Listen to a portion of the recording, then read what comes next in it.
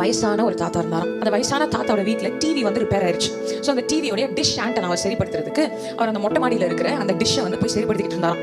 So இந்த டிஷ்ஷை வந்து சரிப்படுத்துறப்போ அந்த ஒயர் தடுக்கி இந்த தாத்தா வந்து அந்த கூரையோடைய ஓரத்துல வந்து விழுந்துட்டாராம். ஒரு ஒயர் பிடிச்சிட்டு இந்த தாத்தா வந்து கத்துறாராம், மேல வந்து கீழே யாராவது இருக்கீங்களா, எனக்கு யாராவது வந்து உதவி செய்யுங்களே அப்படின்னு இந்த தாத்தா பயங்கரமா கத்திட்டு இருந்தாராம். ரொம்ப நேரம் கத்திட்டு இவர் என்ன பண்ணாராம், வானத்தை பார்த்து மேல யாராவது இருக்கீங்களா, எனக்கு யாராவது உதவி செய்யுங்களே அப்படின்னு கத்துனாராம். மேல இருந்து ஒரு சவுண்ட் வந்துச்சான், இன்னும் ஒரு ஒயர் கட்டி இருக்குல்ல, அந்த ஒயர் எடுத்து விடு, அந்த ஒயரை பிச்சு விடு, நான் உன்னை காப்பாத்துறேன் அப்படின்னு ஒரு சவுண்ட் கிடைச்சான். உடனே இவர் என்ன பண்ணாராம், வேற யாராவது கீழே இருக்கீங்களா, எனக்கு உதவி செய்யுங்களே அப்படின்னு கத்துனாரா.